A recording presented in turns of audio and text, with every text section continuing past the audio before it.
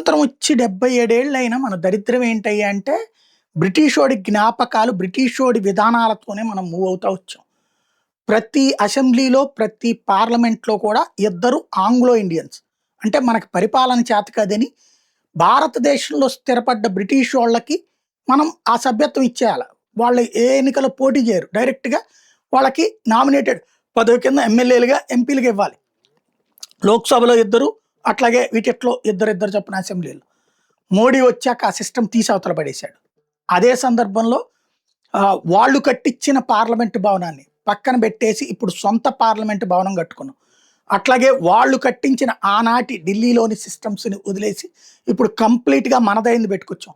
ఇప్పుడు ప్రధానమంత్రి కార్యాలయం మొదటిసారి పూర్తిగా మారిపోయింది. ఇవాళ ఆ కొత్త కార్యాలయంలోకి ప్రవేశం భారతదేశం తరపున కట్టుకున్నది, భారత ప్రభుత్వం కట్టుకున్నది, నరేంద్ర మోడీ బలమైన సంకల్పం అది. బ్రిటిషోడి ముద్ర నుంచి బయటపడి మన సొంత వ్యవస్థ ఏర్పాటు అన్నటువంటిది. అలాగే బ్రిటిష్ వాళ్ళ పేర్లు తీసేసి రోడ్లకి ఏర్పాటు చేయడం, ఇవన్నీ చేసుకొచ్చారనమాట.